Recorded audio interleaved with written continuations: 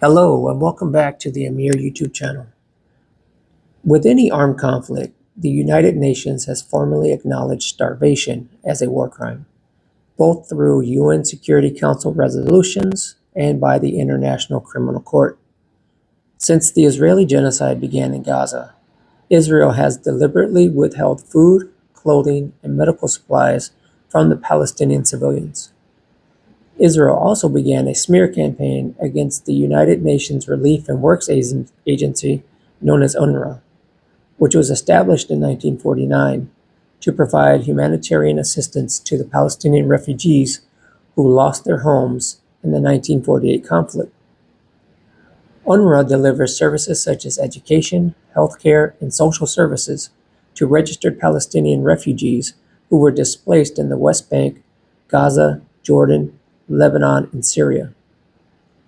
The following clip from American journalist Chris Hedges discusses Israel's war on UNRWA.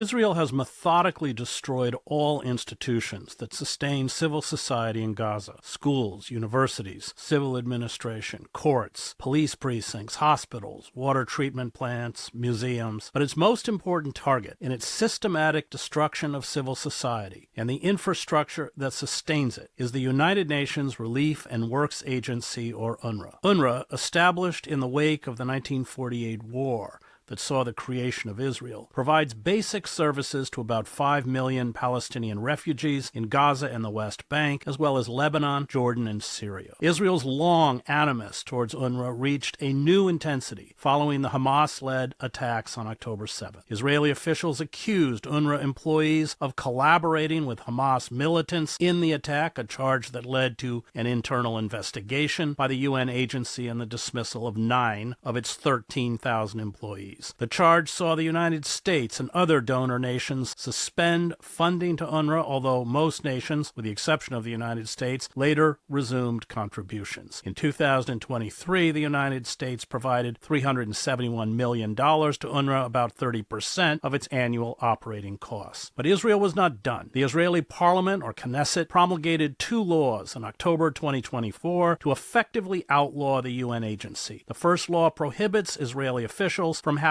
any contact with UNRWA or any individual or agency acting on their behalf. The second bars UNRWA from operating any representative office, providing any services, or carrying out any activities directly or indirectly in Israel. In January, UNRWA was banned from Gaza, East Jerusalem, and the West Bank. UNRWA has not been permitted to bring humanitarian aid into Gaza, including medicines, medical supplies, and food, since March 2nd. UNRWA warehouses in Egypt and Jordan have enough stockpiled food, medicine, and hygiene supplies to fill 6,000 trucks. The war against UNRWA, which has included the killing by Israel of 360 UNRWA employees since the genocide began, has been accompanied by food shortages in Gaza that have resulted in widespread malnutrition and starvation. At least 100 children have succumbed in recent weeks to malnutrition and hunger.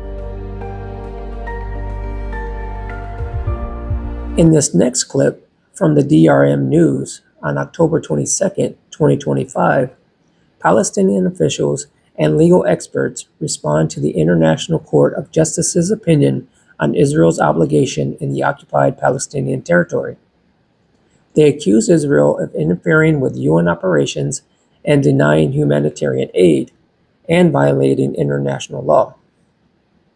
International organization from functioning in the occupied Palestinian territory, denying the UN UNRWA, and the court was very clear in relation to UNRWA because UNRWA was subject to a campaign that undermines its presence, undermines its international standing, and a smear campaign that meant to picture it as a terrorist organization, not what it really was, a UN international organization that meant to provide aid.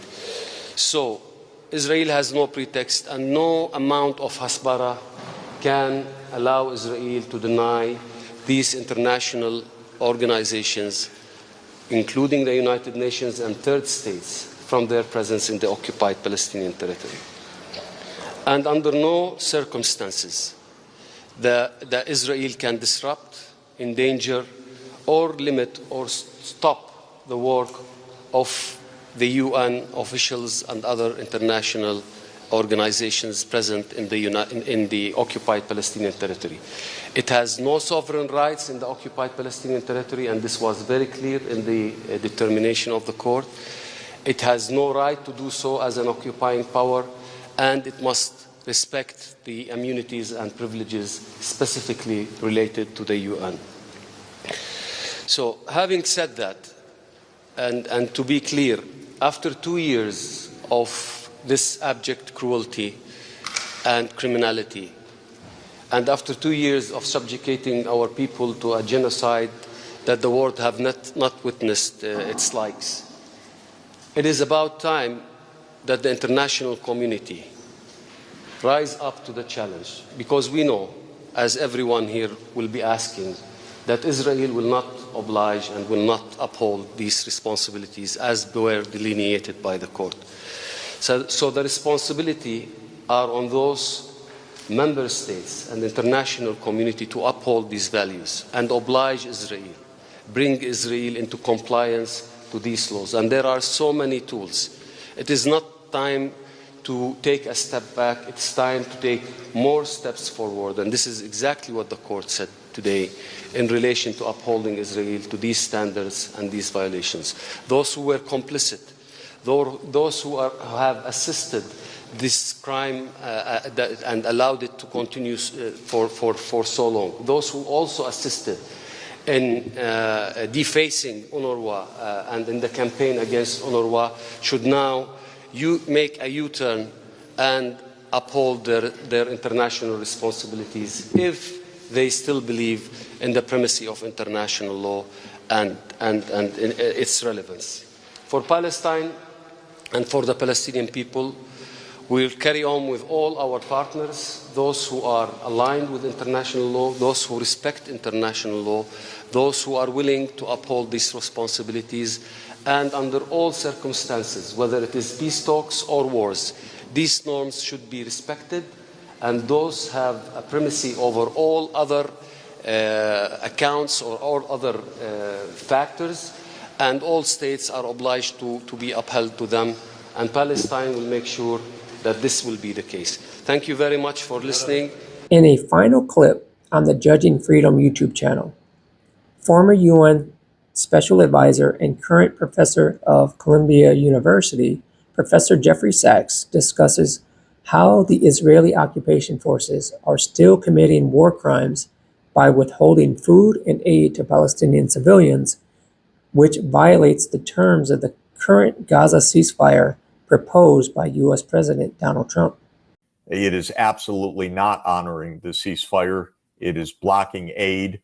Today, the International Court of Justice declared that Israel has an absolute obligation under international law to allow the United Nations to provide urgent emergency relief.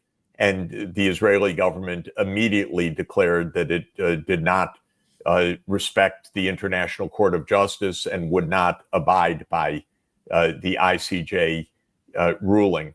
Israel is in a complete state of lawlessness, and the United States backs that. The ceasefire basically is not a ceasefire.